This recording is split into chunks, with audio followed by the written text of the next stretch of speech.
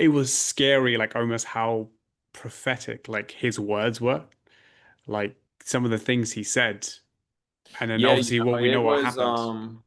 it's still a trippy experience. I look back Yeah, and the whole thing from start to finish is like a fever dream because, I was in the thick of my own life for that year and a half while we were together, and I was like editing every single morning and then shooting and then going to my 9 to 5 at the same time. And I wow, did that for like a year and a half straight. And so when I was in the thick of it, like I was in his world. I'm eating, sleeping, editing, shooting Sabu, yeah, And so I would hear different sound bites and things that he was saying.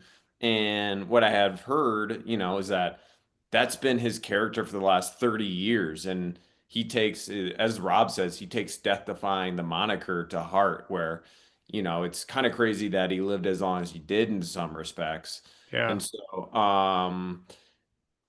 there were things that he said were prophetic, but in the moment, I was just like, oh, that's Sabu being Sabu. Like that's yeah, kind of who he is. And I didn't know that line of, okay, is this more extreme, less extreme? He really is extreme. Now I see that. It wasn't just in the ring, he was extreme outside the ring as well.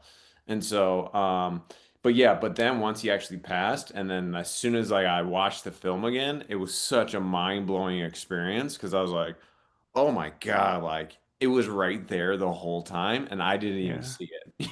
Yeah, because I think he talks about like this early in the film. He talks about like I just need one more match and I'm done. Then I can go. Like, and then obviously I think it's after the match is you're talking to him in the ring and he's talking about like dying and like okay if I was like I think he said that he locked himself in the room and he said if I'm gonna go I'll go and then like what, 3 weeks later like Yeah, I yeah it think that's happened. I would even say in some respects that the original idea came about because we wanted to do a documentary Sabu, and he told Rob and I he wanted to do one last match. So right Mm, there, that's the perfect story hook. So we knew, okay, this is going to be a film that's following this guy that never did get his flowers, never did get the accolades he should have, as he wants one more match, and his previous matches weren't that good, and so he mm, wanted that last redemptive moment. So in some ways, I feel like the match and maybe even the documentary itself were